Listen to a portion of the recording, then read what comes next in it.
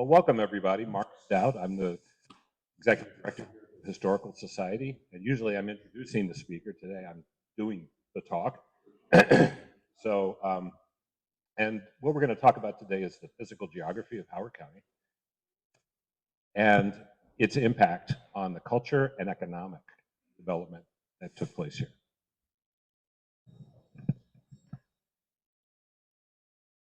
Before I get started, my background is education. I was a teacher, curriculum coordinator here in the county. I did advisory work for Discovery Education for 4 years. But before all that, I have a degree in geography. And today we're going to talk about geography, mostly physical geography. So let's get started.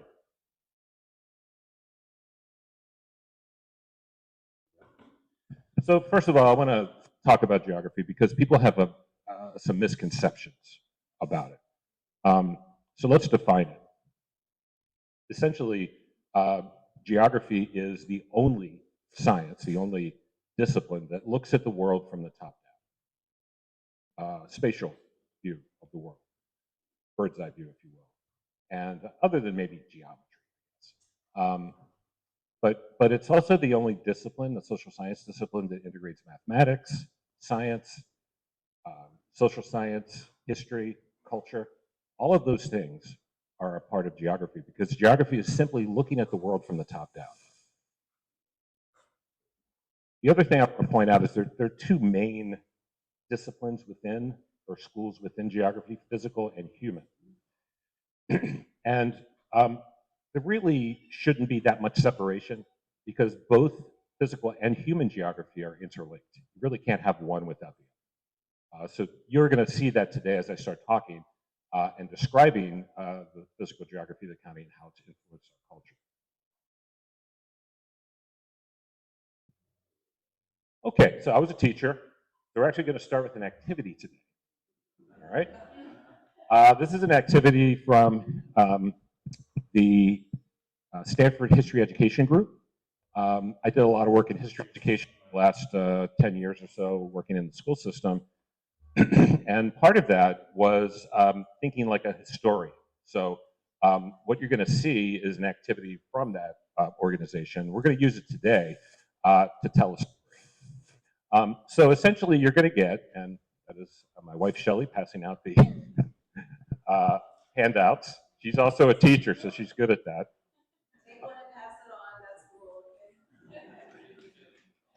Okay, so what you have are two papers. One is a list of passengers, and it's a list of passengers coming to America.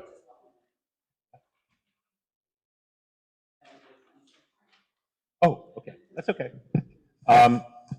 And both lists are from 1635, and these are passengers coming from England to the American colonies.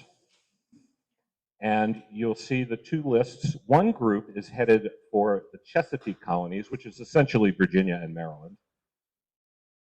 The second group is headed to the New England colonies.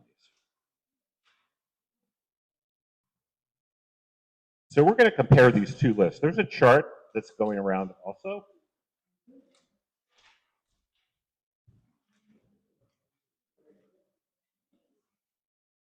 Okay, and you don't have to fill the chart out. It's just for reference to give you a sense of what I kind of want you to do with these lists. Essentially, there are two different lists, and what I want you to focus on are the number of passengers on the lists, the ratio of males to females, the age ranges, and any other information that is indicated on the list. Well, in some cases, the occupation of a person is listed. Okay, so let's take a look, and I encourage you to talk. It's okay.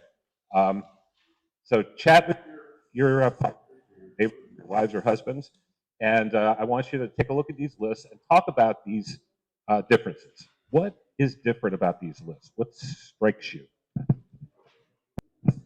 Okay, so this is very early in the development of the America that we know, 1635.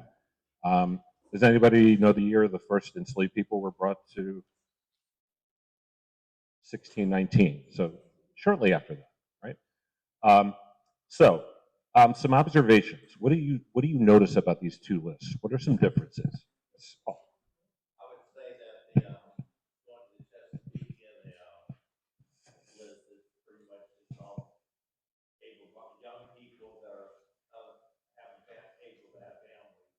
One exception is one child on there, and on it compared to the other list, it looks like it's more of a discrepancy. It's much more of it's like whole families.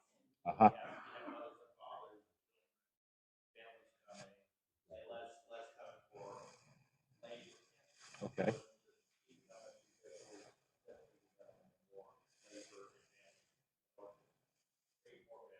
Okay, good. Yeah.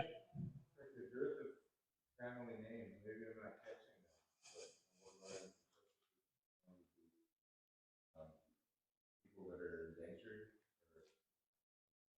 Okay, good observation. He said people, these could be indentured servants on the list. Yeah. Looks like the sponsorship of the two groups is different. Okay, good. There are two different sponsors, the church and the courts, yeah. What about the New England list? What else do you notice about that list, in addition to the fact that they're families, and there's a broader age range? What else is different about that list? Occupations, yeah. So, these two lists tell the story of America. In one, you have a group of passengers coming to America. They're young, a lot of able-bodied young men, and they're coming here to the Virginia and Maryland colonies to work on plantations.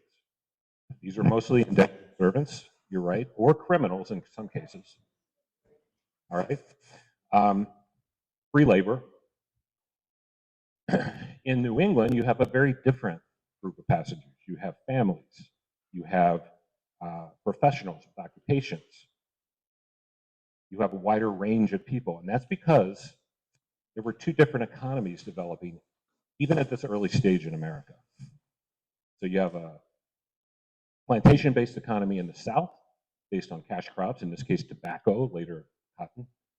In the North, you have a very different economy developing, a much more diverse economy that included trade and manufacturing and industry. But the reason that all occurred has to do with the geography of the east coast of the US. And the same thing happened here in Howard County.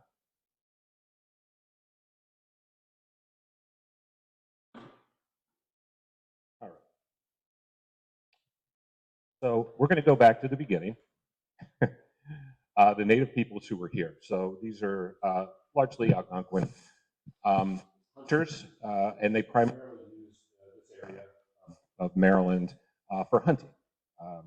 We have, in fact, there's a really cool set of Native American artifacts over here in this case by the front door, including this Bible you see here as a spear.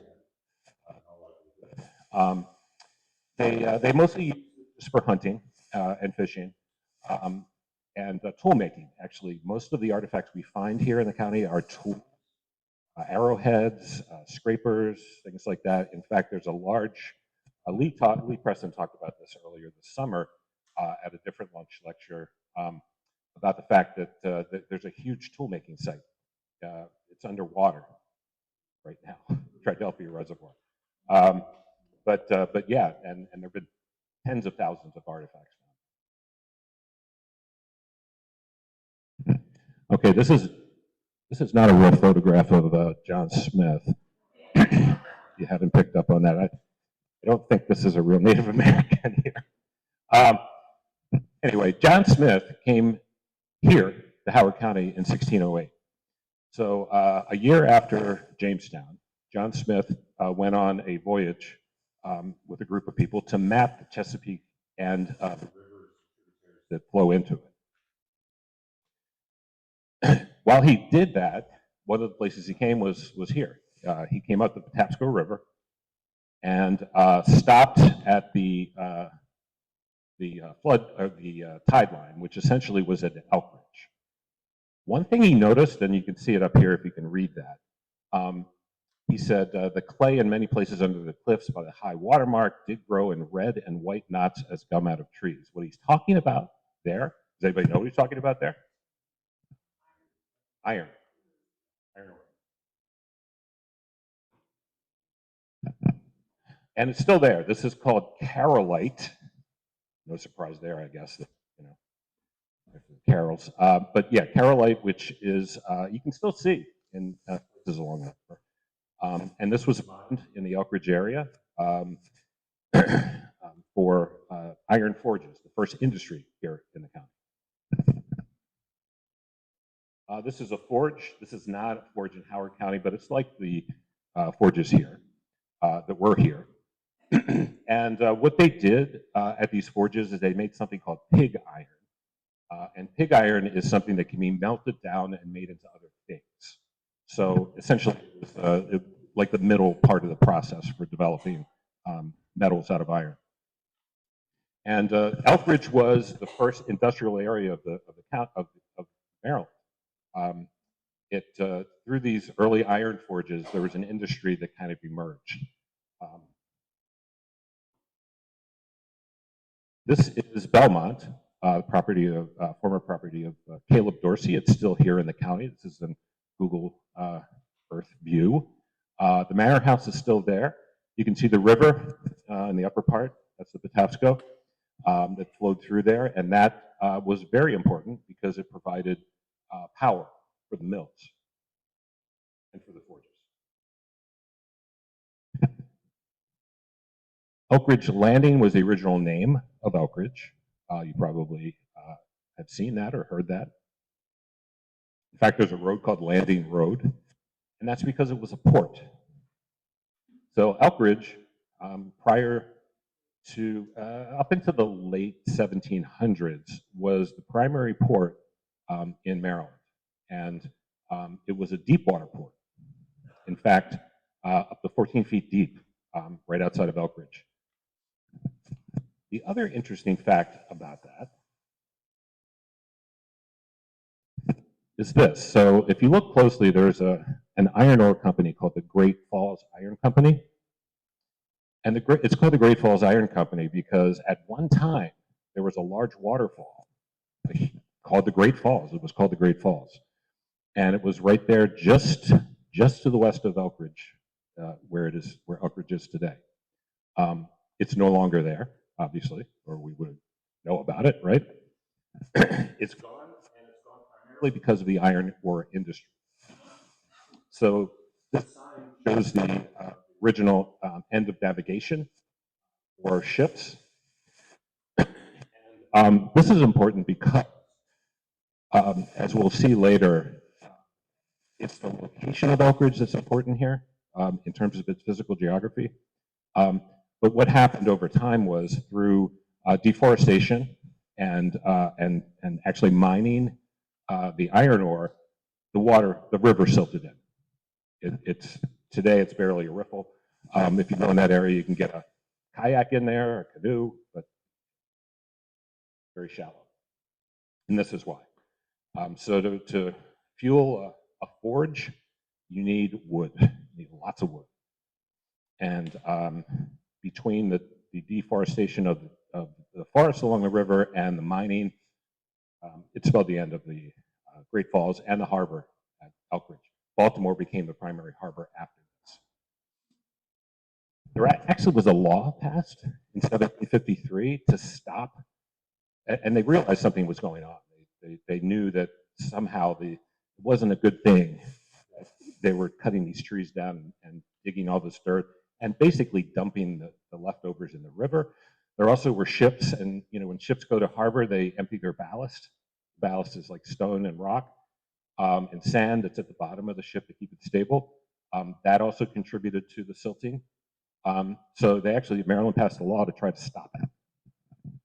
It did not work.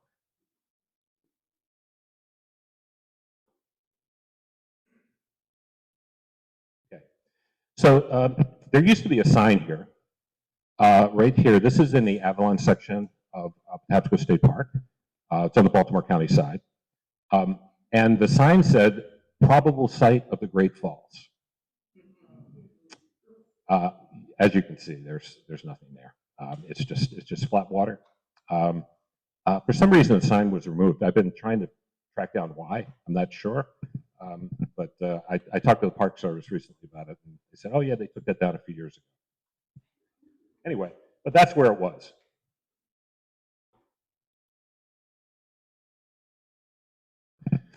Okay, so Maryland is a unique place. It's called America in miniature, really, primarily because there are 5 very distinct physiographic provinces here. You have the coastal plain, the Piedmont, the Blue Ridge Mountains, the Ridge and Valley Zone, and then the Appalachian Plateau in Garrett County. So if you think about it, if you looked at it from a side view, it would just go straight uphill. So the most important boundary for us today is this boundary, this line of demarcation between the Piedmont and the coastal plain. That's called the fall line. And it's called the fall line because the water falls there. The land flattens out, and it's an excellent source of power, which is why most cities, big cities on the East Coast, are along this line.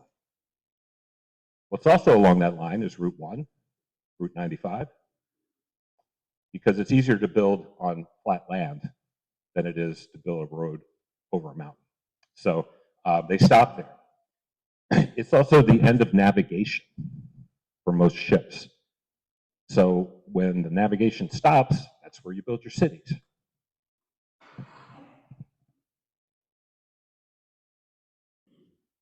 So, and here in Howard County, as you can see, the fall line is literally at the edge of. We have 2 river systems here, the Patuxent and the Potomac, or the Patapsco. This is actually, this is in Marriottsville, and you can see the waterfalls.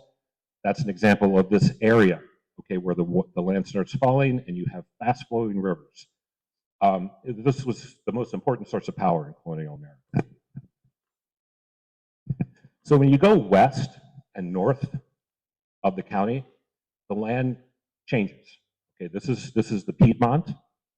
Sometimes they call this the foothills of the Appalachians. And this is where the land starts to get rockier, hillier, and cooler.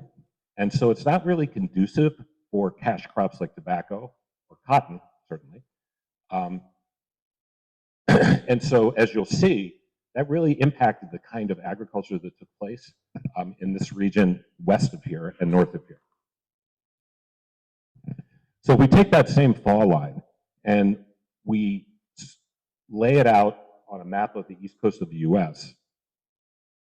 You can see clearly that edge, and you see this area here. That's the coastal plain.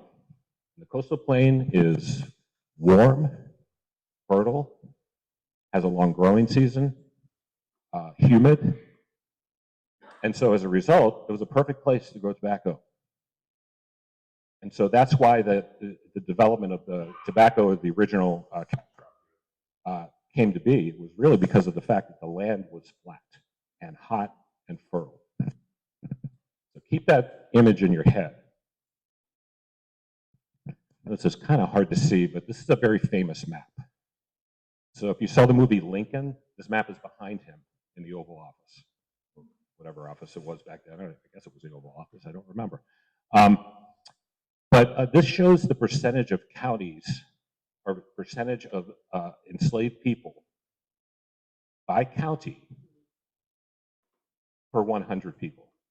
And the darker areas that you see are the areas where enslaved people predominated. So if we take that same map and we superimpose the fall line, you can see the impact.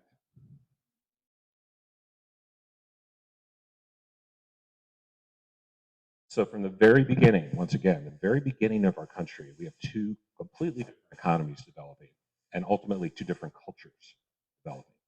One in the South, one in New England, and 2 here in Howard County. So let's zoom in a little bit. There you see a map, the same map, zooming in on Howard County. You can see the percentages.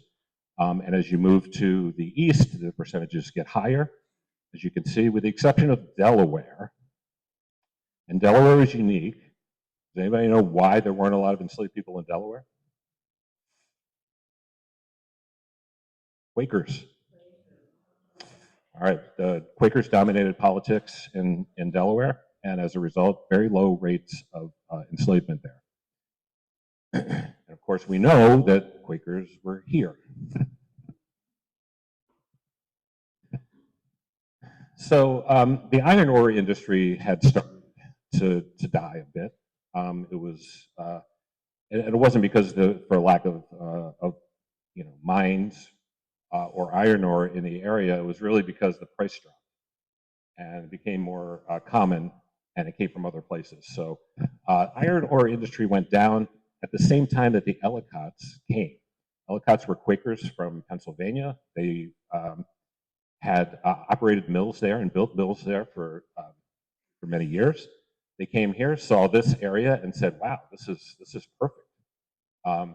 So they, in 1775, created the first mill, called the Upper Mill, here on the Patapsco, and they were interested primarily in grain. So one thing about tobacco is that it's very hard on the soil.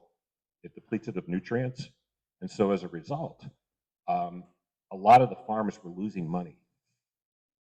The Ellicotts talked a lot of the local farmers into growing wheat, and very self-serving on their part because they have grist mills and they need wheat. And most famously, it convinced Charles Carroll to do that. And we'll talk about Charles Carroll a little bit later. But that is how Ellicott City started. Many of you know the rest of the story.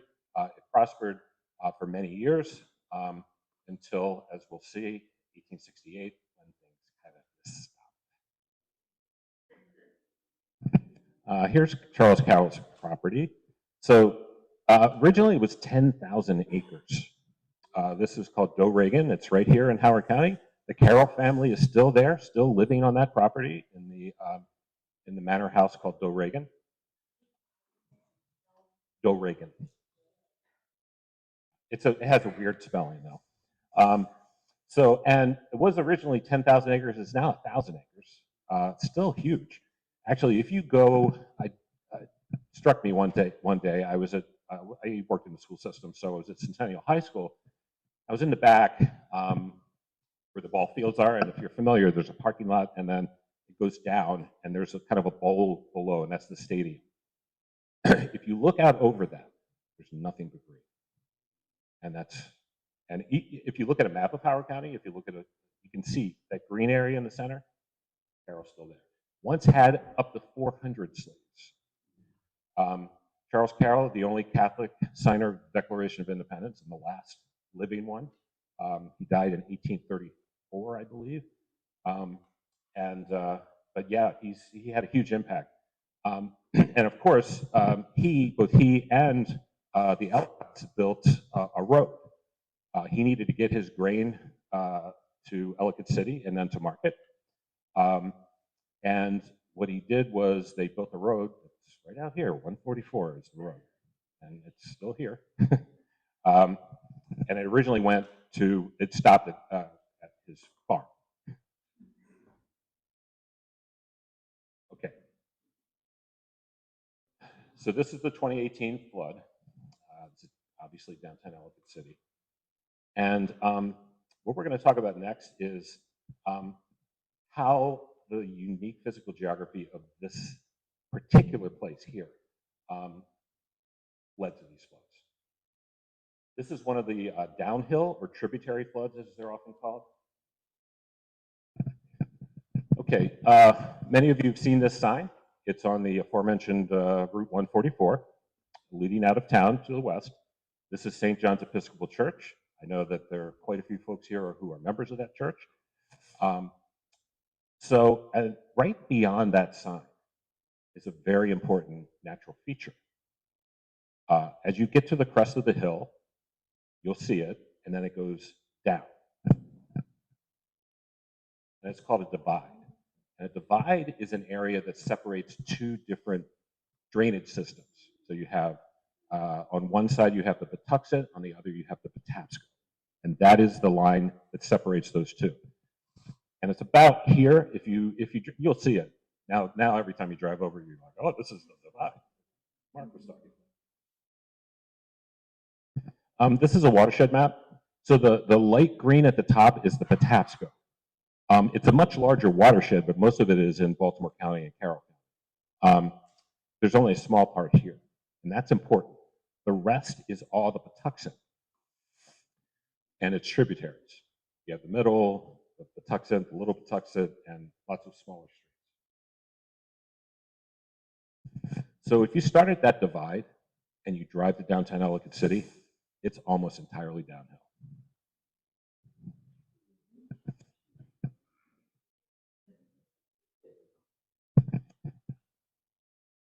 So this is a little bit of the history of the Ellicott City floods. There's actually a display right out here on the back of this wall. You can see that, and it's essentially this.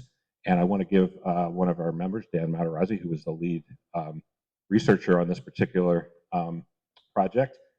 And what this shows are different floods over time. The ones at the top are from the main river, okay, the bottom up, if you will. The ones at the bottom are downhill. And you can see downhill floods have been taking place here for many years. It's not a new phenomenon. One could argue it's gotten worse over time, maybe more severe, but it's not a new thing. So these are some of the images that Dan used, and what he did was he went back to take a look at undeveloped land. This is Ellicott City in 1963. Now keep in mind, this was probably before Columbia, the most developed area in the county. So it's not like there weren't houses and properties already developed here. Here it is in 2016. So obviously more development. Let's look at them together. That's 29 that I circled there, so you can see that for reference. So there's been more development, but not as much as you would think. So Dan calculated that about 35% of the land was developed between 1963 and 2016. And keep in mind that a lot of that is in the last 10 or 15 years, and that new homes have flood mitigation built in, drainage ponds, other forms of mitigation. And so those new homes are not the problem. The problem is the Ellicotts picked a great place to build a mill and a horrible place to build a city, as much as we love it. I took this picture yesterday, actually. It's right out here. You walk up the hill toward the parking lots, right past the Children's Museum next door. That's the other side of the river. So it's not just steep here, it's steep there. It's Baltimore County. Okay. So here's the other issue. This is granite, which lines the streets. It forms the walls of buildings. Almost every building downtown was built of granite. There were granite mines throughout this area.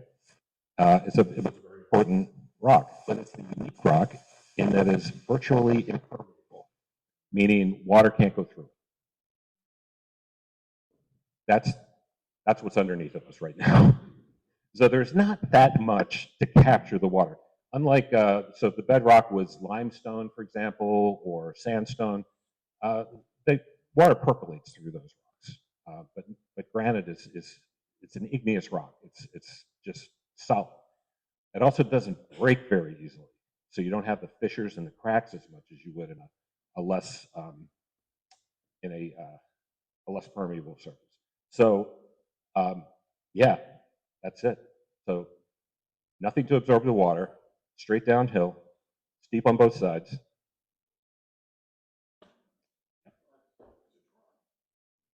It's a trough.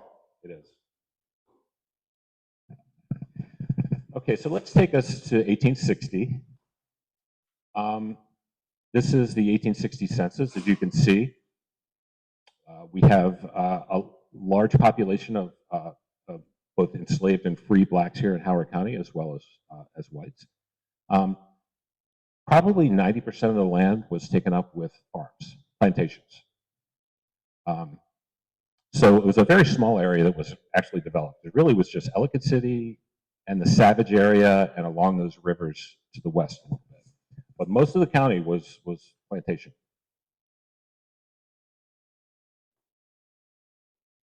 So these two districts are to the east. Now, districts 1 and 2. As I mentioned earlier, the Ellicotts were Quakers, so they didn't really believe in slavery. In fact, the Quaker Church outlawed slavery in the late 1700s. Doesn't mean they didn't own slaves. They did, in the Ellicotts. That's another misconception. They did, in fact, own have enslaved people working for them. But for the most part, the people who were here in this area of the county, they worked in mills. It was an industrial town. And they were free blacks, they were paid white laborers, and Irish immigrants who had little interest in slavery. These men, during the Civil War, fought for the Union.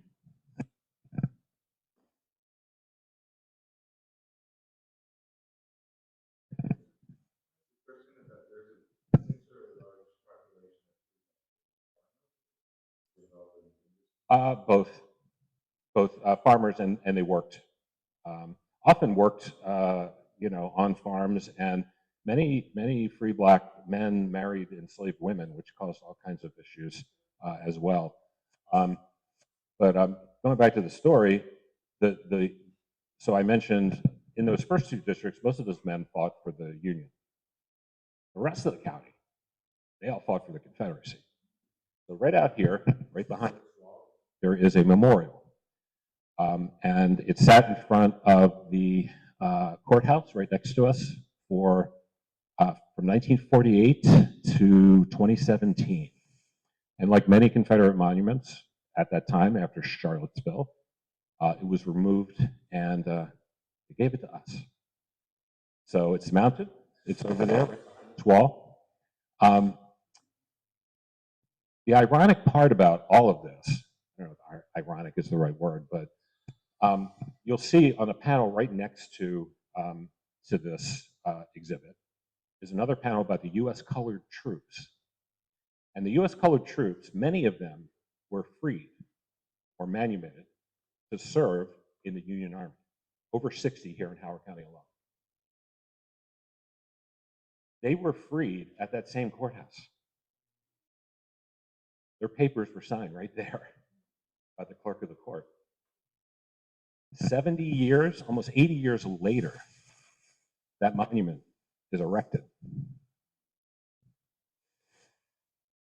After the 80 years after the 14th Amendment. So anyway, the counter narrative is that at that same courthouse where that was erected, that's where enslaved men were freed to serve in the Union Army during the war. So one of yeah. Did any of those free own farms? Probably. I'm not 100% sure, but you're talking. Yeah. Yes, many did. Well, Banneker, right on the other side of the river, was a farmer. So here's Howard County in the Civil War. Talk a little bit about this. But again, you have two divergent groups of people based on two different economies. Yeah.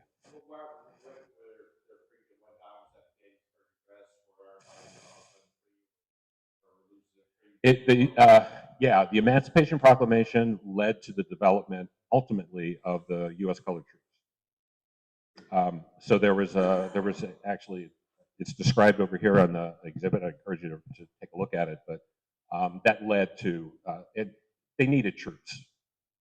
They needed troops. Originally, the freed blacks essentially did manual labor.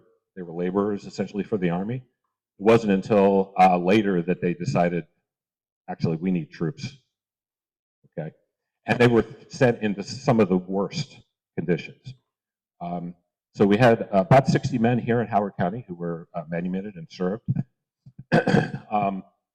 Many of them served at the Siege of Petersburg and the Battle of the Crater. If you're not familiar with Battle of the Crater, that essentially was Union forces dug a tunnel underneath the Confederate fortifications, loaded it with dynamite, and blew it up. Yeah. And so there was a crater. So who did they send in? The U.S. colored troops. In fact, our only Medal of Honor winner is a gentleman named Decatur Dorsey, and there's a story of him out here as well. And he won the Medal of Honor for his valor during that battle, carrying troops back, capturing the flag. The Union lost that battle, by the way. There are a few other, and you'll see some of these are familiar names. You see Warfield. You look at the list of names out there, you're going to be very familiar with a lot of those last names. And then Lew Wallace, by the way, there's a big cardboard cutout of Lew Wallace over there too. It's a little creepy if you see it for the first time. But Lew Wallace is important because he actually he brought his troops here after the Battle of the Monocacy and South Mountain, which took place in Frederick, essentially.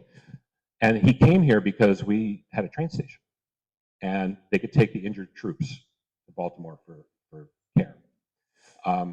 There's a story that the Ellicott City streets were covered in blood when he came through. There's the train station. It's still here, as you probably know. It's a museum now. It's the oldest surviving train station in America. And this is very, very important for the Union because they used trains not just to transport injured troops, but also troops and supplies to the forces that were fighting in Virginia. These are Union troops guarding the Thomas Viaduct during the Civil War. And so the Union Army sent troops to guard the viaduct.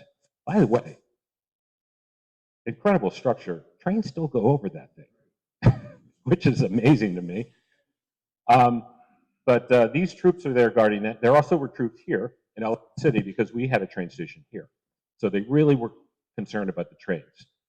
There wasn't really much in terms of actual battles here in the county. There were some skirmishes to the west when Jeb Stuart came through on his way to Gettysburg, but that's about it. Not much else. But lots of, actually, if you go online, there are a lot of letters that soldiers wrote, and some of them are kind of amusing, describing Ellicott City and the river. One guy I seem to recall, he said, they called us a river?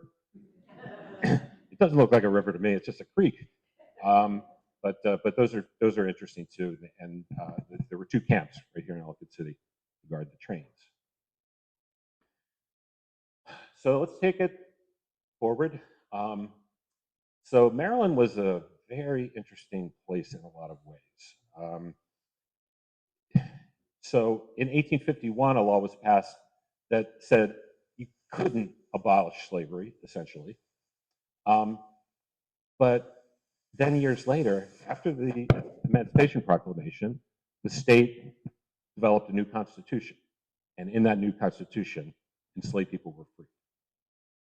So Maryland was about a year ahead of the nation in doing that. So it was until 1864.